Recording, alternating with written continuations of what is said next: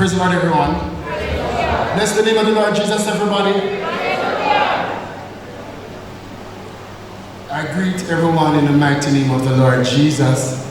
God has been good, certainly to me. I greet Apostle in his absent, Dr. Dennis, and everyone else in the mighty name of the Lord Jesus. Coping with peer pressure. The meaning of peer pressure involving from members of the same peers or even older. It's a noun.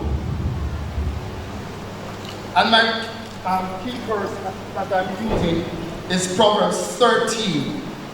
And if you could just turn to it shortly, it's Proverbs 13 verse 20. And I read, he that walketh with wise men shall be wise, but a company of fools shall be destroyed. Praise the name of the Lord Jesus. A story was told about a young lady who went to a store with her friends. And the friend said to her, look at those beautiful lipsticks. The friend did not say to her, take one of those lipsticks. But the way in which she said it tells her to do something wrong. She watched when the cashier went away from the counter and she took up two of the lipsticks, put it in her handbag. When she went outside, she said to her friend, you allowed me to steal the lipstick. The friend turned to her and said, no, I did not told you to take it. What or who is your peers? And I said before, they can be persons that are of your same age or even older.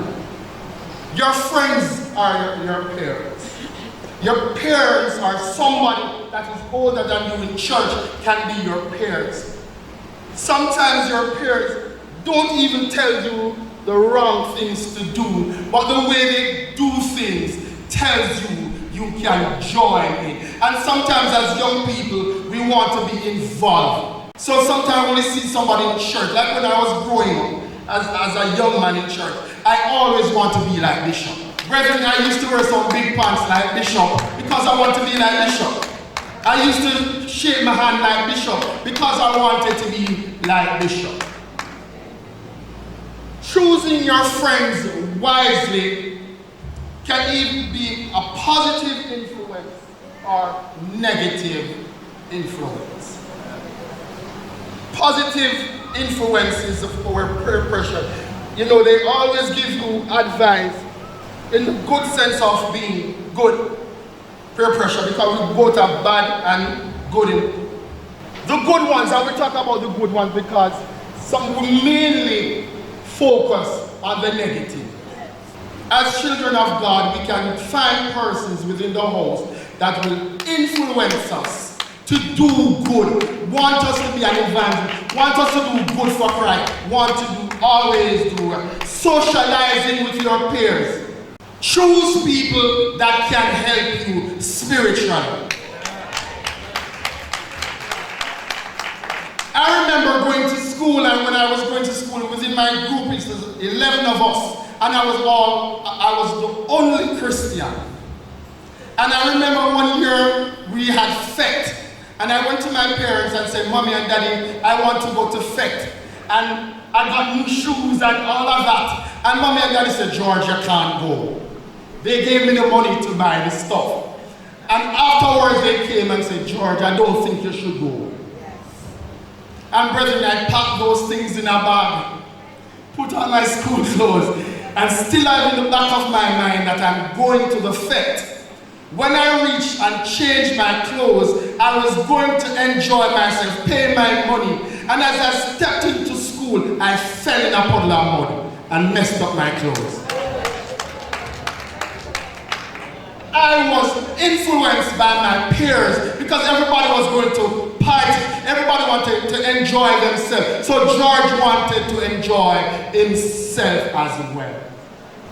Your peer pressure, your peer can encourage you. No matter how young you feel, there's something you can pass on to your own fellow brethren. Your experiences is a good way to influence persons in the gospel. I remember growing up, and as I grew, I was asked at school when you write in composition, what you want to be. And all I could say I want to become is a bishop, because I always was bishop. But as I get older and see what it takes to become a bishop, I don't want to eat again. But guess what? If you're called, whatever the Lord says, you will do it. You will perform it, brethren, to the best of your abilities. Sometimes as young people, we say we may not be as vibrant as persons in the church. We might not be as spiritual as people in the church. But sometimes when we're going to do wrongs, we say, we might say. But sometimes if we follow the mind or the gut feelings, then we will always walk in the path of righteousness. Hang with the right persons that will steer you right. A few little things that can help us as young people as we go along. And it's that some tips to the parents or guardians. Communicate with your young people. Communicate with your children, because we're going through pressures. We don't know how to handle it at times. We don't know how to express it at times. But if you keep a communication with each other, then you will know when your children is going through peer pressure. Get to know your children or child friends. That's always good, because you can steer them well. Build your children's self-esteem. Some of them have no self-esteem. And if you help them, then you will capture them. Talk to your children about peer pressure. You know, I remember going through some situation, and I sat with my mother and my father, and I told them about it. And when I said it to my parents, and my parents could relate to it, because when they were at my age, they went through the same thing and they could relate. Some of our kids don't know that we are going to, as adults, that we are going through peer pressure, or we went through peer pressure. Because as we build a facade, we build a face that when everything is okay, when everything is not okay. Build a good relationship. Use yourself as an excuse. How will do that?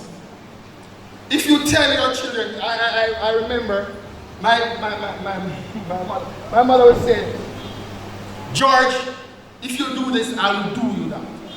I remember when one time I said, Daddy, now come out of church now. Dad said, me will kill you. Because this is your decision, not my decision.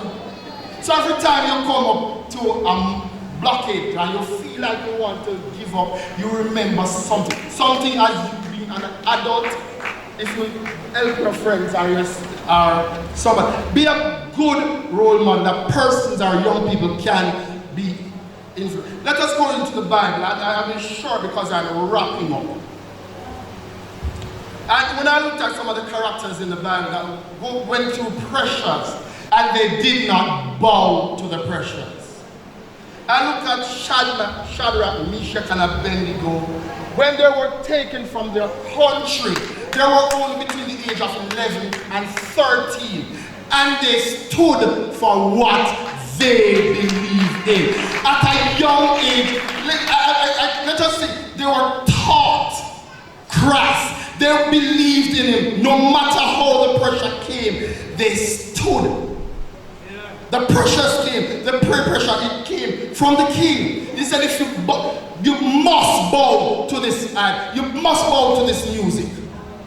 And then said, even if God don't come through, they will not bow. They will not bow to the pressure of the king. And what made it so profound for me, even in Daniel's stage, Daniel it was estimated that he was 17 years old.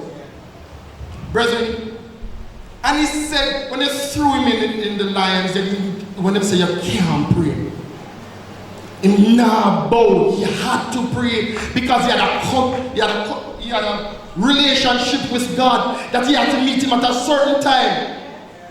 And if you don't meet him there, now go feel good. He may not feel the touch at 12 o'clock, he not go feel good. If he don't feel it at 3 o'clock, he not go feel good. And if he don't feel it at 6 o'clock, he not go feel good. So no matter what the king said, he had to do it. The influences that came, he still maintained his integrity. And all of this, God let the king, when they threw them in the lion's den, the king said, I saw a fourth man in the fire. The fourth man in the fire. The king saw and God delivered. Joseph's sexual immorality. But wife came and said, give me unto yourself, and he run. Sexual immorality will come and will pressure us as young people. But if our minds are focused, if our minds are stayed on God, if we have godly influences, when the pressures of life comes, then we will stand. Brethren, as young people, we ask you, if you see them going down the path that you think they should not go, be a good role model, be a good influence that they will come and be just like you in Christ. God bless you.